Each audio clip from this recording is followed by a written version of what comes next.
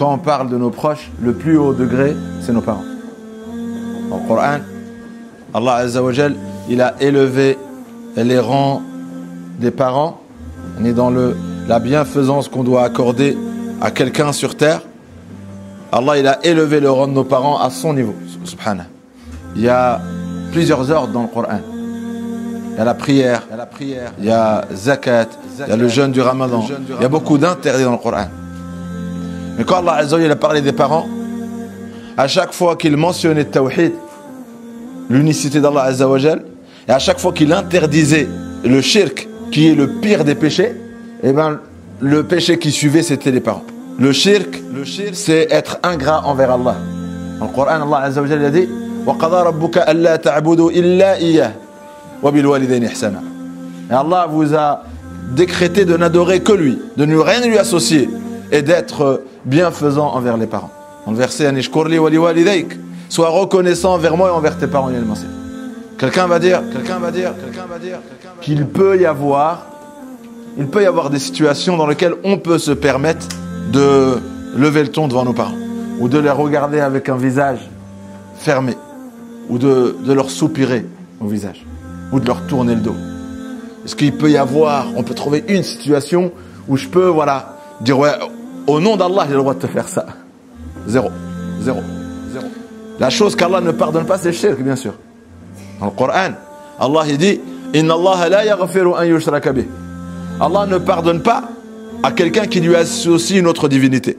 Jour du jugement, tous les péchés peuvent être pardonnables. Mais si tu te présentes le jour du jugement en tant que mushrik, en tant que quelqu'un qui lui a associé un autre Dieu, lui a associé à Allah une autre divinité, Allah ne te pardonnera pas. Tout est pardonnable sauf ça. On parle du jour du jugement. Hein. Sur terre. Ah oui, un mushrik qui peut redevenir musulman. Un kafir il peut devenir musulman. On parle du jour du jugement. Tu te présentes avec ça le jour du jugement, ça passe pas. Ce péché qui est impardonnable, Allah il dit, si tes parents t'incitent à être mushrik, c'est le pire des péchés. Et Allah il dit wa in jahadaka ala an tushrika bi ma laysa laka bihi ilmun fala tuti'huma wa sahibhuma fi dunya ma'rufa. Allah il dit s'il jahadak, jihad, faut le jihad. C'est quoi leur jihad? Que tu lui associes à Allah une autre divinité. C'est pas ils te disent crois plus en Allah, ou crois au Christ, ou crois au... C'est pas ils te disent ça. Non, wa in jahadak. Faut le jihad contre toi. Ils luttent.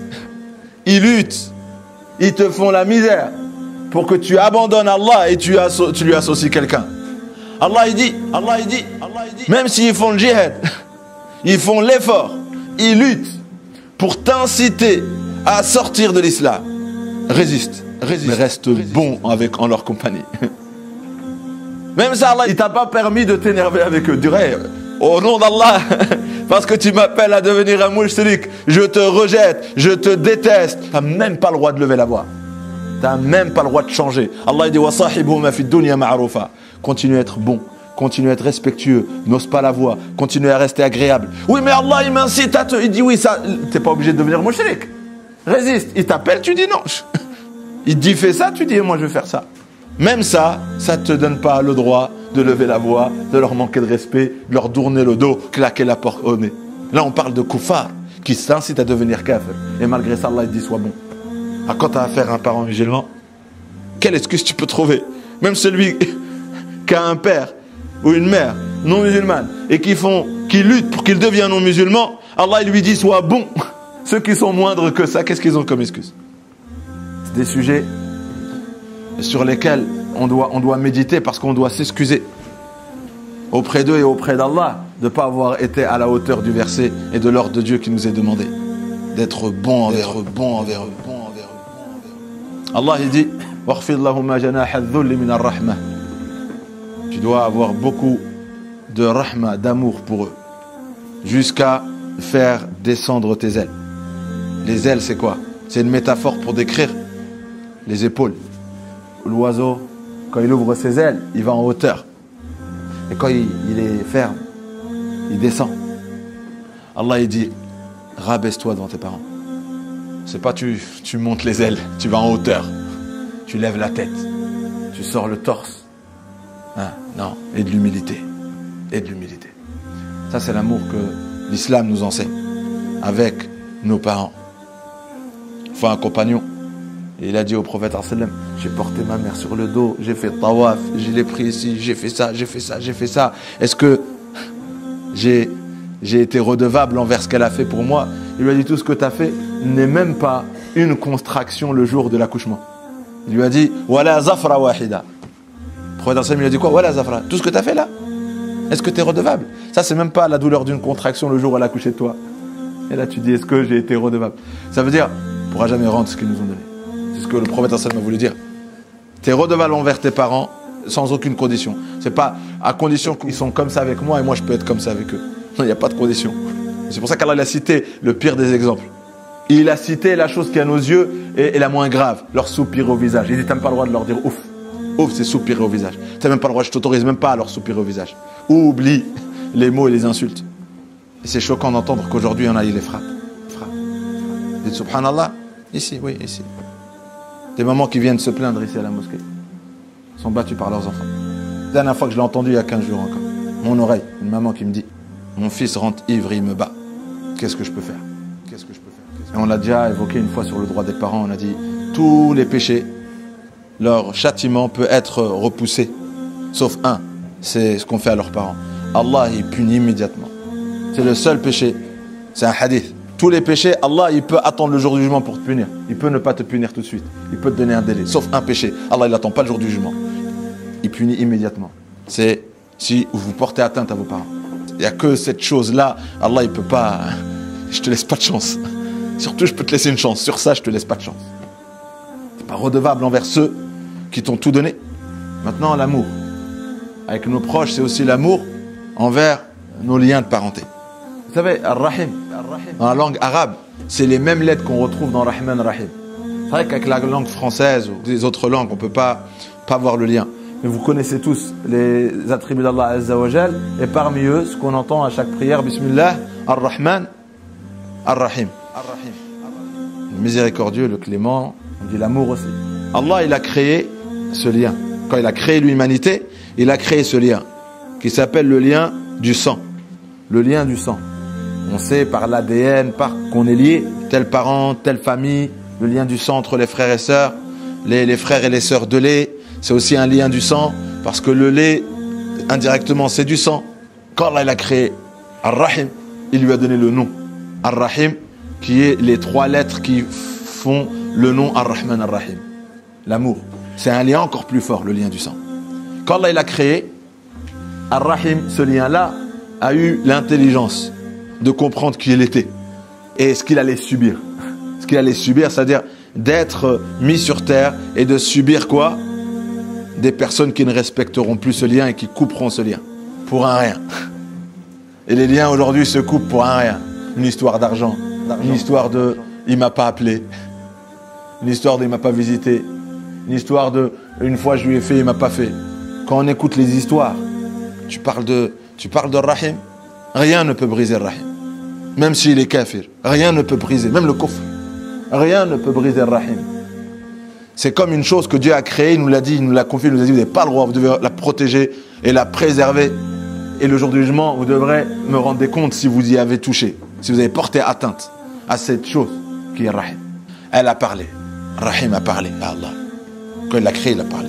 Dis Allah, tu vas me confier à des gens qui vont peut-être me porter préjudice. Je viens demander protection contre eux.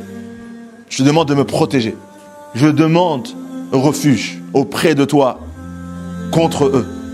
Contre ces gens qui risquent de ne pas me respecter et de me porter atteinte. Dans les hadiths, Allah il lui a répondu, il a dit, je t'accorde.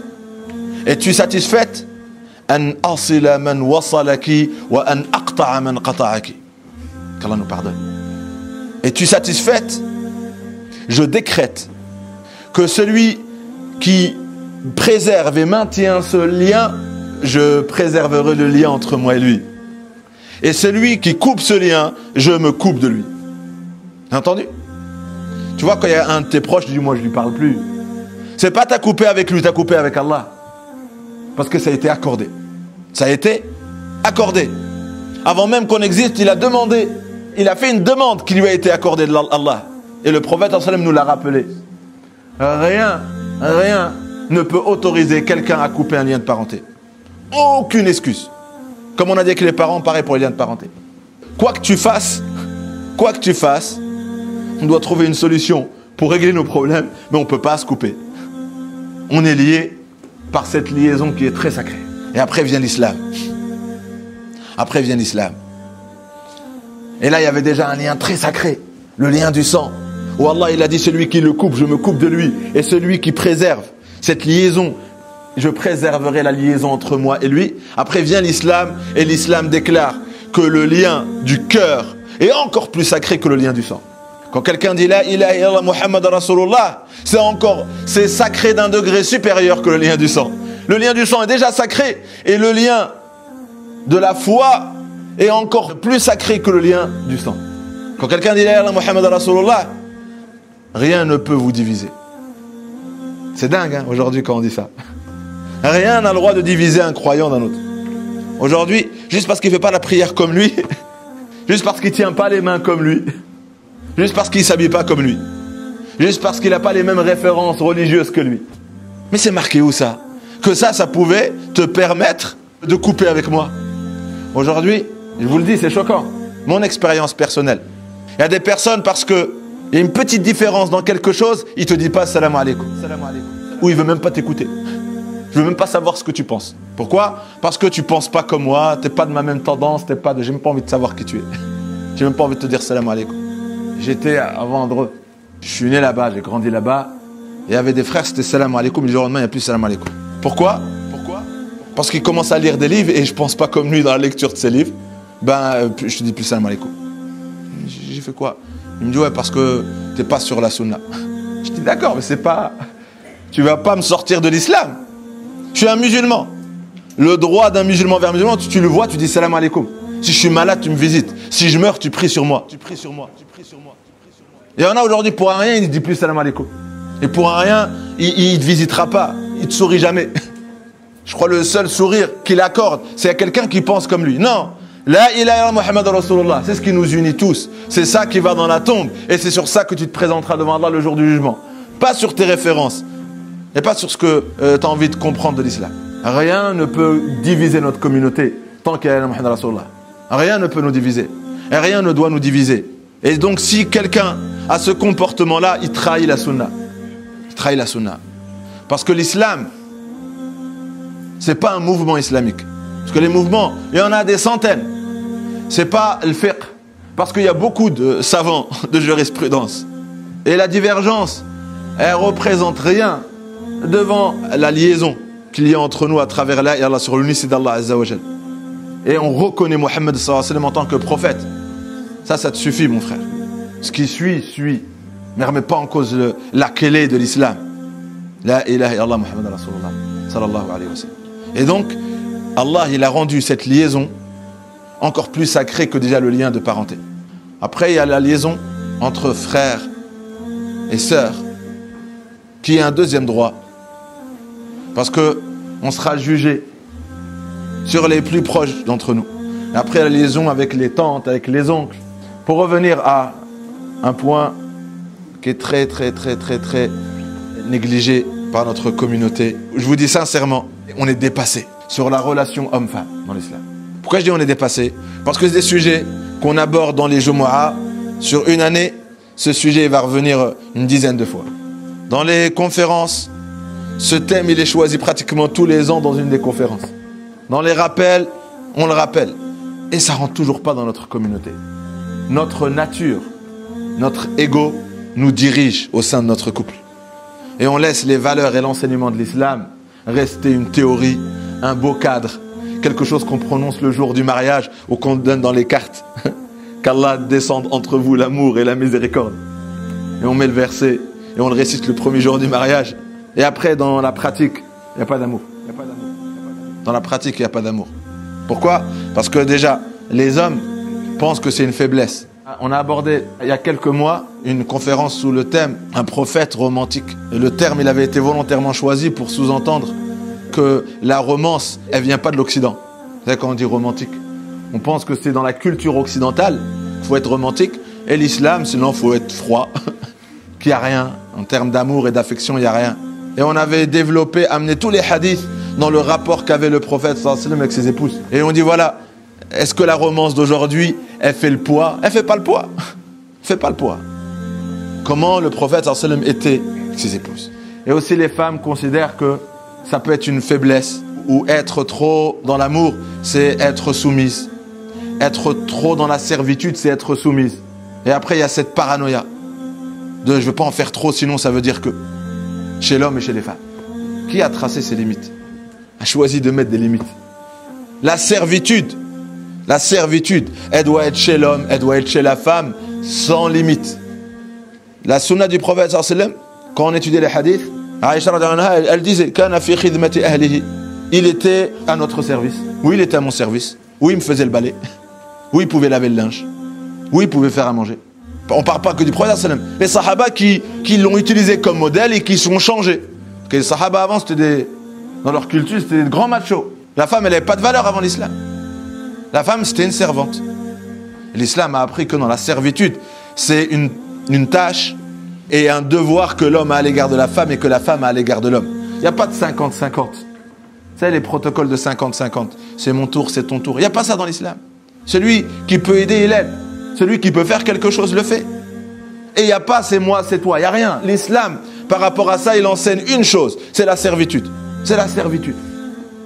Et la servitude, c'est quoi? C'est une preuve d'amour. Quand tu aimes, tu comptes pas. Tu comptes pas, j'ai fait 3 fois. Quand tu aimes, tu comptes pas. Tu sais pas. Et ça, c'est chez les hommes et les femmes. Un homme voit ça comme une faiblesse aujourd'hui. Un homme, il est fier de dire à son entourage, moi, alhamdoulilah, je fais l'aspirateur. Alhamdoulilah, je fais le vaisselle. Je touche un point sensible. Pourquoi je vous ai dit, on fait beaucoup de conférences. Et on dit, le prophète, sallallahu alayhi wa sallam, il était comme ça. Et dans notre quotidien, rien ne change. Parce qu'on voit dans la réalité qu'il y a trop de divorces. Pourquoi? Parce qu'il n'y a pas d'amour. Pourquoi il n'y a pas d'amour? Parce qu'il n'y a pas de servitude. Tu veux être aimé par quelqu'un, soit à son service. Al-insan ou abdul ihsan. C'est une règle chez l'homme et la femme. Tu es l'esclave de celui qui est bon envers toi. Quand quelqu'un il est trop bon envers toi, tu deviens son esclave. Il arrive à t'acheter. Tu veux être aimé par quelqu'un, soit à son service. Et compte pas. Ta servitude va à chaque fois le toucher jusqu'à l'aveugler de ton amour. Une femme pareille. Pourquoi une femme compte et c'est forcément de la soumission? C'est pas de la soumission, de la servitude. Quand c'est par amour, c'est pas de la soumission. Il faut pas écouter les féministes. Parce que pour être aimé, il faut avoir que la servitude. Et on dit, ben non, il va t'aimer, mais il fait rien du tout. Et il va tomber fou amoureux de toi. C'est vrai que l'amour, c'est pas que la servitude. Mais la servitude, c'est une nature humaine. Quand quelqu'un, il te sert. Et je vous donne un exemple. Comment la servitude entre deux hommes peuvent faire qu'un homme aime l'autre. Il y a un compagnon, il s'appelait Rabi'a. À chaque fois, il venait chez le prophète, sallallahu alayhi wa sallam, et il lui apportait quelque chose. Quand il faisait de l'ablution, il lui apporte de l'eau. Des fois, il finit les ablutions, il lui apporte une serviette. Quand il veut sortir, il lui met les sandalettes devant la porte. Il est toujours là à le servir. Ce qu'il lui a demandé, il lui a pas demandé. Mais il est toujours là à comment je peux te rendre service. Une fois, le prophète sallam lui dit, Wallah, je t'aime. Demande-moi ce que tu veux. Je vais te faire une doua, vas-y. Wallah, je t'aime. Demande-moi ce que tu veux. Il lui dit, attends, je vais réfléchir. Est-ce qu'il l'a fait dans ce but-là? Il l'a fait par amour. Il n'a rien cherché en échange. Le prophète sallam était tellement comblé qu'il voulait lui témoigner. Et voilà, j'ai envie de te rendre quelque chose. Wallah, je t'aime. Tu m'as tellement donné que je t'aime. Demande-moi ce que tu veux. Il lui a dit, attends, je réfléchis. Après, il est venu, il lui a dit, Rasulallah, je veux être à tes côtés au paradis. Il a visé trop haut. Je veux être avec toi. Mais il lui a dit en arabe, hein, Murafaqa. Rafiq, ça veut dire à tes côtés. Moi, je veux être avec toi au paradis. Attends, toi, t'es pas prophète. Le prophète sallam, c'est un summum. Et lui, il a visé à tes côtés. Regardez. Après, il lui a dit, Awa ghayra dhalik, t'en as pas une plus facile. Parce que ça dépend pas de moi. T'as visé trop haut. Awa ghayra dhalik. Regardez, il a visé tellement haut qu'il lui a dit Awa ghayra dhalik. Je te dis, ouais, demande ce que tu veux, mais pas ce que tu veux, quoi. Après, il lui a dit, moi, je veux que ça. Ça y est. Après, il lui a dit, d'accord, mais aide-moi. Aide-moi en te prosternant beaucoup. Maintenant, fais comme moi. Après, Allah, il va... A'inni. Maintenant, aide-moi pour que cette demande te soit accordée. Moi, je vais faire le maximum pour demander à Allah. Je demanderai à Allah. Mais aide-moi Pour atteindre ce degré-là, aide-moi, bi kathrati sujud. Prosterne-toi beaucoup. Et là, indirectement, Rabi'a il nous a donné à nous tous un bon plan. Pour atteindre les plus hauts degrés, il faut beaucoup de nawafil. Il faut beaucoup se prosterner. Se prosterner, c'est être le plus proche de Dieu. Eh bien, être le plus de temps possible à côté de Dieu. Et c'est quand tu as le front par terre. Ça, pourquoi j'ai cité cet exemple-là? Pour dire que par sa servitude, le prophète sallallahu alayhi wa sallam, il lui a témoigné qu'il était amoureux de lui. Vous avez bien compris, hein? L'amour se gagne par la servitude. Il n'y a pas que cet exemple-là. Il l'a même dit à Mu'adh. Vous connaissez le hadith de Mu'adh? Il a dit à Mu'adh, Wallahi inni la uhibbuk. Mais ça, c'est des gens qui étaient toujours en sa compagnie dans la servitude. Dans la servitude. J'ai un cheikh qui s'appelait Cheikh Bilal. Et une fois, pourquoi je cite cet exemple-là? Parce que c'était un cheikh qui, quand il y avait tous les chouyours regroupés, il pouvait être 40, il pouvait être 50, il pouvait être 60. On remarquait que c'était toujours lui qui était désigné par les autres chouyours pour faire dua. Toujours lui. Toujours lui. Quand il y a une assemblée, un grand événement, etc., toujours c'est lui qui faisait dua. On a dit à lui, s'il le désigne toujours, lui, ses doigts, ils doivent être exaucés. Fais-moi une doua. Une doua. Et franchement, je veux qu'une doua, elle sorte du fond de ton cœur, tu me fais une grande doua. Il m'a dit, tu vois les douas qui sortent du fond du cœur, comme tu as dit, ils ne se demandent pas, ils se gagnent. Une vraie doua ne se demande pas, elle se gagne. Remarquez, quand vous rendez un service à quelqu'un, personne âgée, etc., et vous faites le maximum, etc. Et après, elle dit, Wallah, qu'Allah te donne. Elle est tellement soulagée du fardeau que tu lui as retiré. Elle te fait des doigts, tu dis, Amin. Hein? Mais quand tu viens à quelqu'un, tu fais moi une doigt, elle dit, qu'Allah te donne, froide. Les doigts, c'est comme des flèches. Tu vois, tu tires bien l'arc. Tu le tires bien. Et la flèche, elle part. Avec beaucoup de force. Et après, tu vois, tu tires un peu et elle part juste là. Vous comprenez? Doua, c'est pareil. Tu dis à quelqu'un, fais-moi une doua, elle dit, bah, qu'Allah te donne. Échauffe-toi un peu. Je veux mieux que ça. Mais celle qui sort du fond du cœur, il faut que le cœur soit touché. Et le cœur, il est touché par la servitude. Surprenez vos épouses. Elles vous feront des doigts. Surprenez vos époux. Ils vous feront des doigts. Tellement ils seront satisfaits, vous feront des doigts. C'est pareil avec les parents. On gagne leurs doigts par la servitude. C'est pareil avec n'importe qui. Cette règle, même si je l'ai sortie par rapport à l'époux ou l'épouse, mais c'est une règle universelle. Al-insan wa abdul ihsan. L'être humain est esclave de la personne qui est bonne envers elle. Et c'est une règle qu'Allah nous permette de la concrétiser dans notre vie, Inch'Allah, par notre servitude à l'égard des gens qui sont autour de nous. Et qu'Allah Azza wa Jalla nous permette, Inch'Allah, de gagner cette fraternité, de cet amour et d'incarner ce qui a été incarné. Tous ces mots ont été incarnés par Muhammad sallallahu alayhi wa sallam, car nous permettre à notre tour de l'incarner. Alhamdulillahi Rabbil Alamin.